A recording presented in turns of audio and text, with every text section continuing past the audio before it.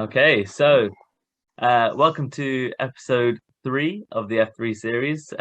We have the lovely Keshara Perera today as the abroad F3 in this series. Kesh is actually a very good friend of mine who has spent her F3 and now her F4 in Australia, in Brisbane. She studied at the University of Nottingham, did a foundation training in the East Midlands, and it was a very arduous task, but she managed to somehow during this pandemic get through to Australia. How are you doing today, Kesh? Oh, so good. Yeah, I'm just remembering all those times that I bothered you and I was like crying to you trying to get out to Australia. But It yeah, I've was been here tough. for It was tough. A very difficult yeah. time, but I you know, persevered and you're there now. You're I as you know. say, living like a god. So that you've got Don't to go say through a that. bit of struggle to get through to that Yeah. golden period. Yeah, no, it's crazy to think I've been here for a year now, to be honest. And F4 needs to be done because I don't think I've had my time here yet. So yeah, it's going great. Yeah, yeah, exactly. And I think that it was sort of there was so much preparation that went into this. There was a massive delay, obviously, because of the Yeah, global pandemic that you couldn't really plan for. yeah, But you made it through to the other side, and I think that the viewers out there who are watching this will be keen to understand exactly what the process was like, your mindset, what it's like working in Australia, and any sort of tips and tricks that you can give in order to help them get over to Australia or working abroad in the future. Um, so I mentioned a bit about sort of what pathway you've taken so far in Mhm, medicine. So you went to university here, you did your foundation training here, your F1 and your F2.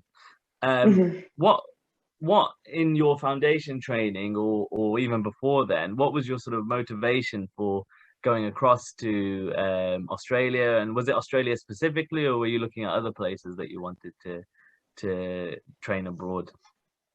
I guess, I mean, the path of British doctors coming from the UK to Australia is pretty well trodden, to be honest. Yeah, I think we all know someone in the years above us that have done it. And I think I first heard about it in maybe third or fourth year of uni. Everyone was raving about it. It sounded really fun. And so I thought, even if it's just for the F3 year, which was also becoming this new popular thing that everyone yeah, was doing, I was like, I'm definitely going to do that in my F3 year, I think. And then F1 and F2 happened. It wasn't particularly arduous. They were fine. I learned a yeah. lot. Being Then I the F1 on Max Facts, was it very grueling for you?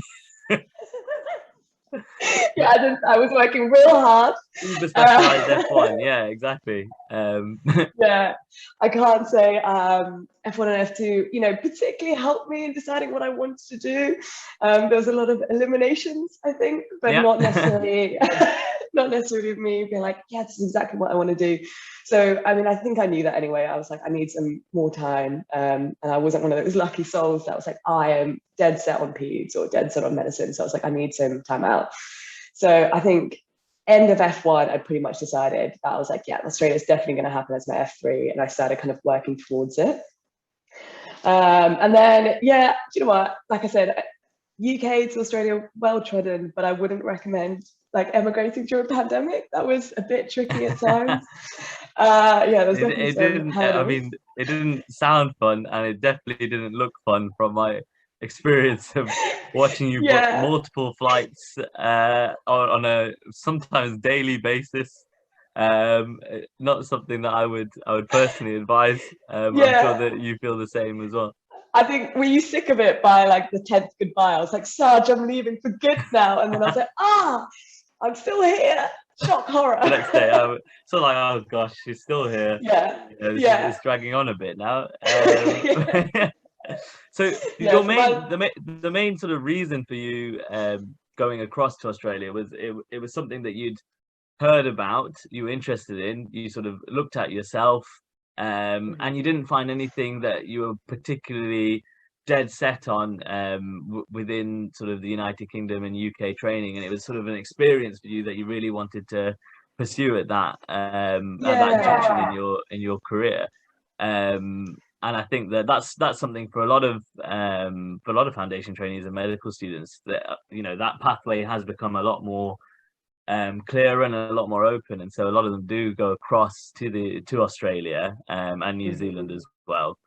So I think you followed a pathway there that is sort of tried and tested, but one definitely. that a lot of juniors want to pursue.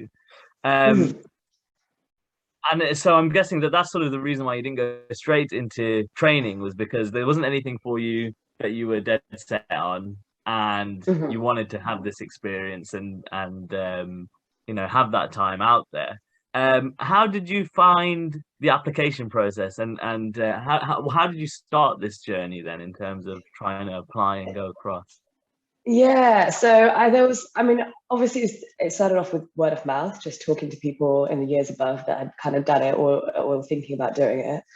And then there was a lot of Facebook groups, kind of support groups, like, oh, medics trying to get over there, which really helped, I think. Yeah. Were there But any then, specific yeah, groups that were really useful at all? yeah. So I think one of them is literally called British Doctors F3 Australia, something, Okay. and there's a few of them out there. Yeah, it's nothing That's what it says on the crazy. tin. Yeah, Yeah, exactly. literally what it says on the Nice. tin. And there was like amazing, like, the Facebook group had a couple of documents that listed out a couple of agencies and hospital contacts, for example. So yeah, I went through a couple of agencies, but I ended up then narrowing it down because I kind of figured out where I wanted to go. So I pretty Yeah. much was set on Queensland as a state. Yeah. And then I started just emailing a couple of the hospitals. And to be honest, after that, it wasn't too difficult. I sent Yeah. them my CV. I had a couple of interviews. I think my first one, I was a bit of an idiot. I'm not going to lie. I realized there was an hour difference, but I didn't quite clock that the hour difference meant that we're in 2 different days. So I was like Okay. in bed in my pajamas when I got a phone call and it said Australia on my phone. And I was like, oh my God. I was like, crap. And I had Did done you some get prep. the job? Yeah, yeah, I got the Oh, job. okay, there you go then. So It was. it I just worked, like yeah, put I on, guess. I just put on my jacket. I was like, right, I'm ready to go. But yeah, so interview and stuff was all good. And then, the hurdles came with the fact that hospitals are bouncing back. They're like deferring entries basically because of COVID. Mm, Australia is pretty difficult and is still mm, pretty difficult to get into during the pandemic. They've shut their borders. They've been shut since basically the start of 2020. yeah, Um, so it was fine getting a job, but actually the most difficult part was getting it's flights out. getting So across. I think people trying to do it maybe this year, next year are going to hit similar hurdles. I don't think Australia is going to be opening their borders until, I would say, earliest mid next year. Mm, But do you know what? I'm still hearing of people come through. There's people definitely still coming because I think we hear that Australia is pretty reliant on British doctors, and it's so obvious when you get here how heavily really? reliant they are. Yeah, Yeah. yeah, for Oh sure. wow, I see. Yeah, I mean, our whole ED department, pretty much, I would say 80% were British doctors that come over. So Oh, it's like a home yeah, away it from was. home. Yeah, There you go. yeah. There was no time for homesickness really, because there was just like Irish accents, Scottish accents, just everywhere. So it was Yeah. fine, to be honest. And you Um, mentioned agencies and emailing the hospitals directly. What did you feel mm, was the most sort of successful route into Australia? Were the agencies any good at all, or having that sort of direct personal connection, was that sort of the route into working in those hospitals?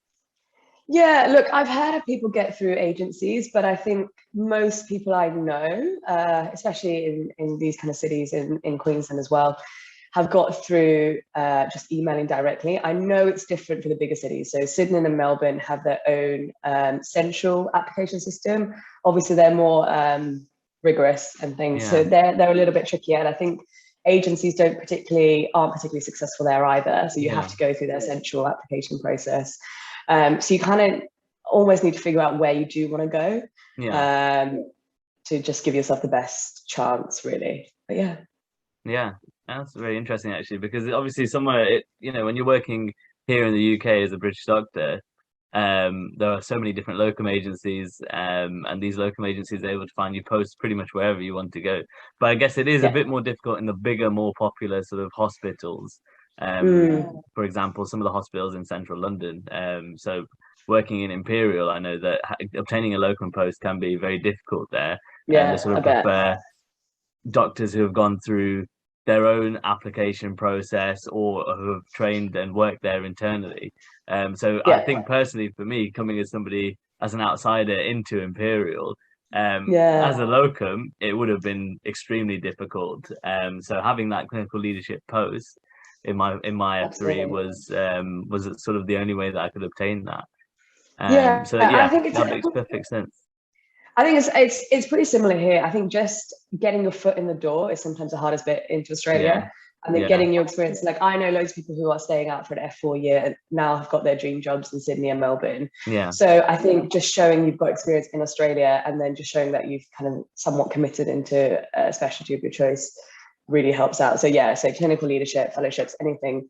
There's the equivalent here as well. So yeah, yeah. definitely. Okay, that's interesting. And how did you go about sort of arranging these interviews? So did you just email directly to the program administrators or the hospital administrators and say, look, I'm a doctor who's done their foundation training in the UK, and I would really like the opportunity to work at your hospital. Here's my CV.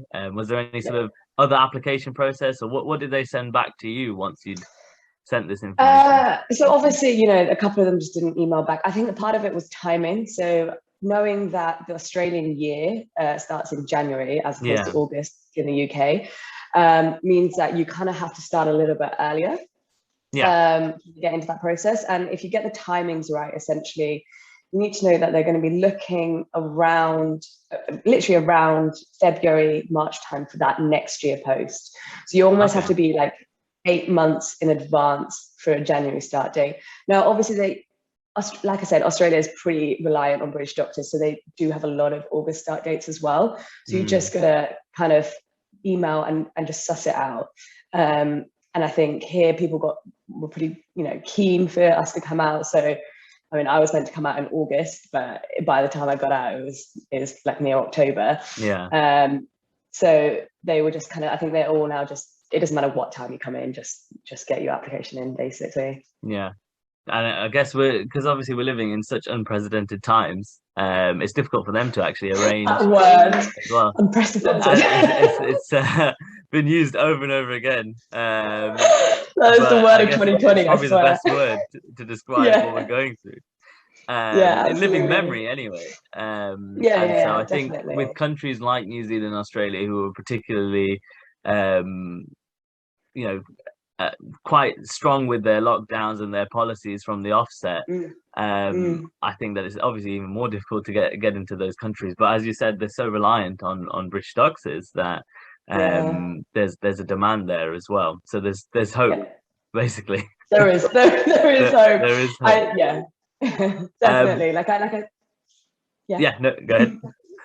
No. Like I said, I was just saying, there's people still coming out. So I think if people are thinking even now of applying, they could definitely get in for next like a 2022 start date. So it's still doable. I think the tricky thing is now there's more people staying as well. But now that the UK's opened up, I think there's a lot of more British doctors going back Yeah, because it's tricky. It's being, you know, stuck here and actually being almost locked out of the UK is it's a bit of a difficult thing to live with.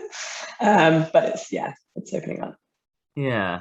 And we've obviously noted or highlighted, in case you weren't aware, that there were many obstacles in terms of getting to Australia. Um, Yeah. in in a regular year, what's the process of applying like? So you've obviously mentioned reaching out to the Mhm. hospitals, sending the Yeah, CV, obtaining an yeah, interview. yeah. What was your interview like? I had about 3 or 4 interviews. None of them were particularly difficult or arduous. They just asked things like why Australia, why this hospital, and there was probably 1 or 2 clinical cases. Nothing that, as a normal F2, you couldn't really deal with. They weren't really Yeah, trying to test you. Um, I think once you then, so I probably got about, out of the 4 interviews, I probably got 3 of the job offers. And then 2 of them got deferred. So really, I was pretty much down to 1. Okay. And I was like, no, I need to get out in August. I wasn't particularly keen on waiting till January. And then, to be honest, it was after that was a lot of hard work. And thankfully, I had an amazing immigration officer via the hospital that like guided me through the whole thing. But there's plenty of documents, like I said, on those Facebook groups that really outline the process there for you. A lot of it starts with just getting all the paperwork ready. So you need to get certified documents of your degree, etc., your CV, all of this. And then as in notarized. The notarized process. Okay. Yeah. So get it notarized by, it can't just be like one of your doctor friends. Yeah. Unfortunately, it has to be like an official. I tried.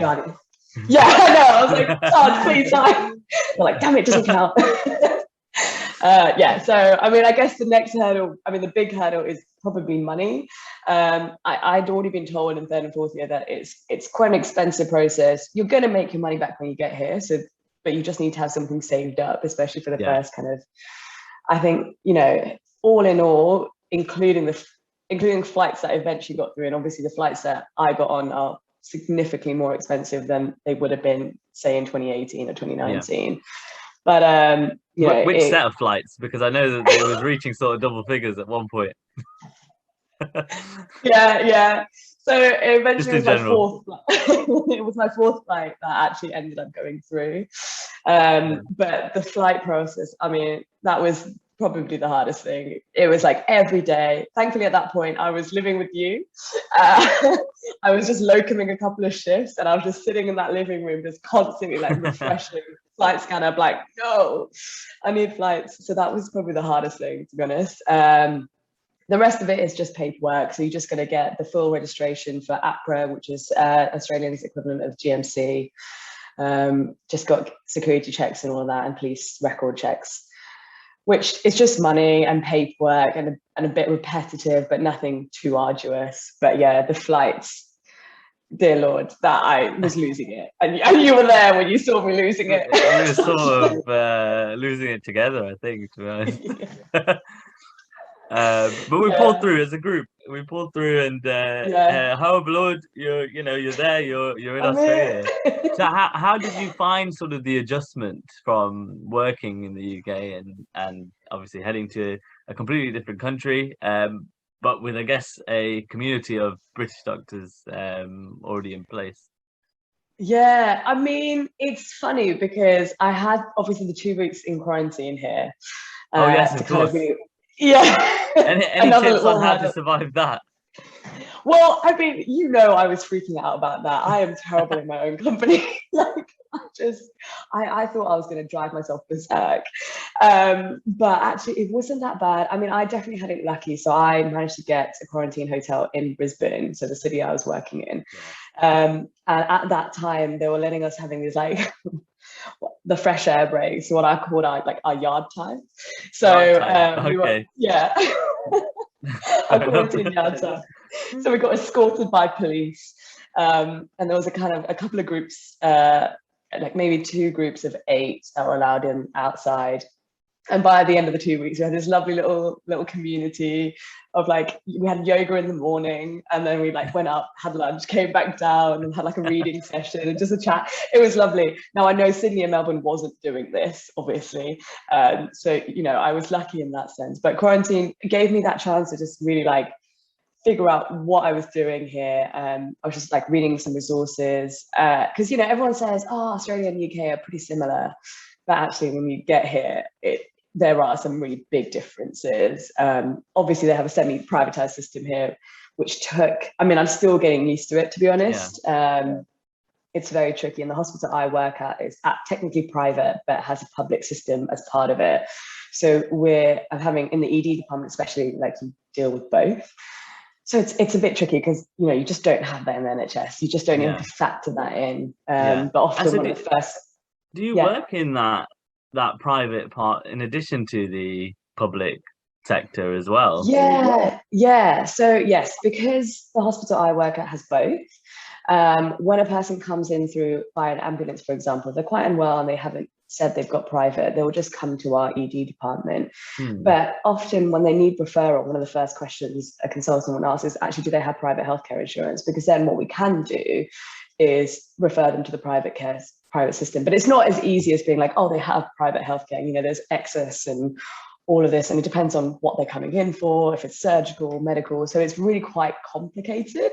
And it's not just easy as picking up the phone to the surgical registrar, be like, you know, I've got appendicitis, can you take this one on? They'll be like, do they have private healthcare insurance and will it cover them for this operation? I see, okay. Yeah, it's interesting. Yeah, and so your time so far in Australia has been mainly based in the emergency department. So in terms of the private sector and the public sector, in terms of the sort of the universal healthcare system, how do you feel that differs from what private healthcare means in the UK? Or because private healthcare, I guess to me in the UK means, you know, you may get a bit of a bigger room, things may happen a bit quicker, you get sort of treated potentially a bit more special compared to some of the other patients within the hospital. What's that system like in Australia? So, you know, when I first came here, I was, and I still am, all for the NHS. I think the NHS is an incredible foundation and an incredible healthcare system. And I honestly still believe that it's second to none. But as I've spent more time here, I think I understand the use of a semi-privatized system. And essentially in Australia, what happens is if they believe if you can afford to have private healthcare insurance, you should do. And that essentially reduces the pressure from the public system. So everyone still has access to a public system, but your money goes towards that as well, and making sure that everyone can still afford it. And, you know, obviously the NHS, we know it's struggling because it's free at the point of access, but it's you know, it's running on a very tight budget. But when we're giving when, you know, private people, when people here have their own when private patients access their private healthcare funds, it just means that there's less people going through the doors of public care systems, and it just makes it a bit easier. So it distributes that all out. I see. Yeah. So you've been working there now for roughly sort of around just 10, maybe even, about 10, 11 months or so now. 11 months, it seems to have breezed by. What would you say is your most sort of enjoyable aspect of working life, and what is working life like in general? I mean, I don't know where to start with this one. To be honest, I just love all of it. That's good. It's a lot nicer. It's a lot nicer. I mean, I obviously never worked in the ED department in the UK, so I've got little to compare it with. But I've obviously had some time there. I was an author, SHO, and all of this. So I spent time and I saw how hectic it can be. And, you know, it can be busy here. But all in all, it's just a little bit well-staffed, a little bit, you know, there's just no element of resource pressure, I think. And that's the biggest thing. You know, over there, I swear to God, half my job was begging for scans. And here, it's very true. You could just, like, you could just put X-ray, sepsis screen, and it just gets done. CT, like, honestly, it's unreal. You don't have to do. And I think a part of that also is the reason why I thought I wouldn't. I mean, you knew this. I didn't really want to do ED. I really want to do medicine here. Yeah. And I have rotated onto medicine since, but I really didn't think that ED was for me. But actually, here, I feel like you get to work people up right to the end, and you kind of get to bundle them up in this nice little package and give them to a team. But like, we've started all of this. We kind of know what's going on. And it's not a bit of a stab in the dark, like they're unwell. Stabilize and then move off. Yeah, exactly. But that's the whole point in the UK. You have to triage them. You have to stabilize them because, you know, going with that, I think the UK has come around to this by having the medical and surgical assessment units just to buffer the ED a little bit. They're not so commonplace here. We don't really have them. I see. ED will do a lot of the stuff that the doctors on those assessment units would do. Yeah, I see. Interesting. And what's your sort of work schedule like? in where you're working? Okay, so I guess currently I'm on medicine, but in ED it was another little bonus here is you get paid every 2 weeks. So Okay, that's every two interesting. weeks, That's- it's a small thing, but actually really makes a big yeah, difference to exactly. your life. But so the cycle is a fortnightly cycle, not a monthly cycle. And you tend to do 4 10-hour shifts a week, roughly. You rotate between 4 and 5 a week in ED. Yeah. Even nights are 10 hours. And I now that I've done 10-hour night shifts, I just cannot go back to the 12 and 13 hours. I don't know how we did them. They were so hard. Well, um, actually, to be fair, I think a lot of ED night shifts are 10 hours, and that's ED 10. shifts in Oh, general are great. 10 hours. So I Yeah, know it's the that's same good. at Charing Cross and also Great. in Derby and Yeah. in Kingsman as well. Um, Good. Yeah. yeah, That's but great. it's So, just I mean, the yeah, medical shifts are usually sort of 12 and a half, 13. yeah, they're hardcore. They're hardcore. Yeah. So yeah, ED was fine. And so they're all 10-hour shifts and pretty similar to the UK then it sounds like. And I know that Shaz did a couple of those shifts as well. And then medicine, it's weird because I don't think I'm necessarily designed for this because we've just had shift work in the UK, but it's a 9 to 5 or like an 8 to 4 job. For the rest of the rotation, so including surgical, including medical, including anesthetics, unless you're obviously a PHO or registrar, which I think I'm kind of used to the shift patterns, which is probably why I prefer ED Yeah. shift work. And Queensland also have this really weird system where they give you your annual leave as a 5-week block, just as a one-off. Okay. I think that's pretty unique to Queensland as the Yeah. state. I think in other places they don't do it like that. I think there's a couple of hospitals that do it like that, but it's a really odd system. Yeah. So if you were just doing medicine and surgery, you then have potentially you could have 9 or 10 months with no annual leave other than the weekends, which Yeah. is what normal people get, but I just can't deal with that. Yeah, it's difficult if you've got stuff arranged as well, and you need that sort of Yeah. one-off day. Yeah, exactly. Yeah. So it's a little inflexible in that sense, but yeah, you can make it work, I guess. Yeah. And then, so then they have another kind of block. So the blocks here, actually, I should probably mention, they're 10 weeks, or between 5 and 10 weeks. Yeah. As opposed to the 4-month or 6-month rotations that we get in the UK. So it's quite quick. But if you are rotating, it's great because for the last 3 months now, I've tried about 5-6 different specialties, Oh, wow. including obs and gynae. Yeah.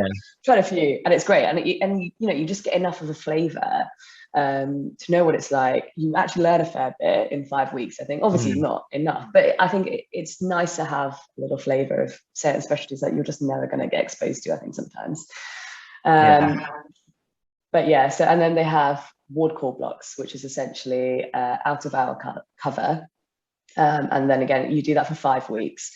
I'm not gonna lie, that wasn't fun. That was pretty intense. At my hospital, there's only one of you overnight.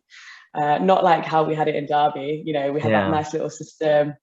It's a little bit more hardcore, but actually, I enjoyed it because sometimes it's the only time that you feel like you can make your own clinical judgment and decisions. But yeah, so that's kind of how it works. So I finished that block about 5 weeks ago, 9 to 5 medicine, and I've got ED coming up again. Nice. Okay. So we've heard a lot about the positives. Yeah. a lot about the positives. What would you say is more of a sort of a negative aspect of your time there in terms of the work and anything that you feel is particularly not very positive? Not very positive. Less positive. Less positive. Less positive. Well, obviously I mentioned the fact that most of it is 9 to 5. As you get more senior, it goes back to shift work. The registrars will often be doing shift work again, but I think when you've been working in the NHS, even for 2 years, you kind of get used to the shift work, and I like having my random Tuesday off so I can go to the post office and things like that. So I miss that. I miss that. That vital trip. Yeah, that vital trip. or like, a shopping trip on a Wednesday. Love it. I think for me, the hardest thing really, I mean, it still comes down to COVID. The fact that, if anything was to happen in the UK that I needed to come back to, it does feel like a challenge. Like it feels near impossible being able to leave Australia at the moment. So that kind of little anxiety inducing, I guess. But I think that's about it, really. I can't think of anything else. Like, get paid more, live nicer. So those are positives, Kesh. Sorry, I miss you. I miss you. That's a real big negative. I miss all my friends. Well, what can we say? We miss you as well. That should have been number one, that right? sort of line of thought. Have you got any thoughts to come back to the UK at all, or what's your plan in terms of your career going forward? Do you feel that's a very difficult question to answer, but one that you may have thought of? Yeah, I mean, it's a good thing that I've already kind of broached this with my parents, so they know the answer. But I'm thinking of staying, to be honest. Okay. Weirdly, like I said, I enjoyed ED far more than I thought I would. So potentially looking into ED training. But also, they've got rural medicine is big in Australia. Like obviously, rural medicine in the UK just will not compare, because rural medicine in Australia is like, a helicopter will take 4.5 hours to get to them. So doctors in those kind of communities do some pretty cool stuff. I can't really get into it until I've done a whole year of training in Australia. So I can only start looking into that from essentially next month. So it's something I kind of want to try out a bit and see if I want to do kind of rural GP or rural ED. So I think I'm going to stay. But do you know what? We've heard it first on this podcast. Now the people all around the world have heard the news. Sorry, Mum. But look, I'm actually genuinely one of the few. I think there's a few of us staying, but the majority of docs here are thinking of heading back to the UK. I think they just want to put it off for another year until all of this settles down, really. Yeah, I guess that makes sense as well. Yeah, I mean, obviously I'm quite lucky. I'm not really looking into a surgical specialty, but I think the doctors that are, it's actually a lot harder to get into surgical training in Australia, so much harder. So thank God I don't want to do that. But the British doctors that do want to go into surgical training just realise that they need to go back to the UK, especially because there's certain specialties out there that don't really favour extended periods of time out of training. Yeah. Although to be fair, I guess the stigmatism against taking time out of training is lessening more and more. And I think absolutely. Having those opportunities abroad, or having those opportunities to conduct something different within your non-training sort of post, is being seen as something a lot more positive actually as well, because you can actually hone in on skills and develop skills and do projects that can only strengthen your application. So it's not something to be completely put off by, but there are certain specialities which traditionally don't favor such a long period of time out of training, like surgery. Does that make sense? And so moving on with that, actually, in terms of sort of improving your skills, doing projects, stuff for your portfolio, and we're all about portfolios, and if Shiv was here today, he would be able to reiterate that as well. What did you feel it was easy to maintain a portfolio? Did you maintain a portfolio? You can be as honest as you like. We're not here to sort of badger people when it comes to portfolios. I think Samir said last week as well that he didn't really think about a portfolio much. So yeah. I'm not gonna lie, I think the first 6 months was, in my head, I was in holiday mode. I knew I was working, but I was, traveling around Australia whilst I still had the chance, because obviously I didn't take it for granted for the fact that Australia was open. And just, can I pause? My oven's gone off. Yeah, no, that's fine. There we go. You've got to prioritize the oven. No, the alarm was going off, so I think you would have heard that. So where was I? I can't even remember what I was talking about now. Oh yeah, portfolio. But No. yeah, So the most I can important bit. honestly say, well, the most important bit, I can honestly say, with the first 6 months, I did not think about my portfolio at all. I was busy trying to make my life in Australia, like trying to figure out where to live, trying to figure out who my friends were, Yeah, traveling this beautiful country. And it's probably only in the last kind of 4 months that I started thinking about my portfolio. Australia is really good. They give you a budget, a study budget, or well, at least my hospital does, yeah, and they give you PDL time as well. So I was, booked in a couple of courses, um, but I have to be honest. I think there's a lot more. There's probably people out there who are focusing a lot more on their portfolios and their CVs, and yeah, it hasn't really been my priority at the moment. yeah, I think my priorities are definitely changing. I think as I go into my next year in Australia, I'll be focusing on that a lot more now that I kind of know what I'm honing in on. But I yeah, think the first year I was just trying to figure out what I want to do and what my life in Australia was yeah. looking like. So You need yeah, that I was, adjustment period. Yeah, yeah. In yeah, order to yeah, sort of really figure out exactly what you're doing, it's difficult. To keep up a portfolio at times, but obviously yeah, it's an essential piece of documentation throughout your career. So it's good that you yeah, picked it up. Um, yeah. in terms of the portfolio system in Australia, do they have their own sort of online portfolio, or how does it sort of work? Really, there isn't much of a system. It Yeah, depends on the certain specialties. So surgical yeah, ones, I think they do have an online surgical portfolio. yeah, I've not really looked into that yeah. much. You're They're thinking of very, extending your Horus for an F4 in Australia, yeah, I probably should do, to be but honest. I link it probably, to Derby. yeah, I probably should get one open. Yeah. So I think as British doctors, when you first come up, they don't have these minimum sign-offs. You just have a couple of meetings with supervisors, etc. Yeah, But you can have a case logbook. So that's the simplest one that I've done, especially in ED, because I think that was probably my steepest learning curve. Um, I just kept a bit of, I mean, it just started off as like a paper book that I had on yeah, my shifts with me, and now I've just typed it up onto Excel. So nothing crazy, yeah, um, but enough that if I need it in the future, I've got something backed up there. yeah. Perfect. Yeah. And I guess, you know, the last thing I want to ask really is, um, for those who want to pursue something similar to what you've done, either in Australia or New Yeah, Zealand or elsewhere abroad, what would be yeah. your top tip or top piece of advice for somebody who wants to Mm-hmm. pursue something similar? Yeah.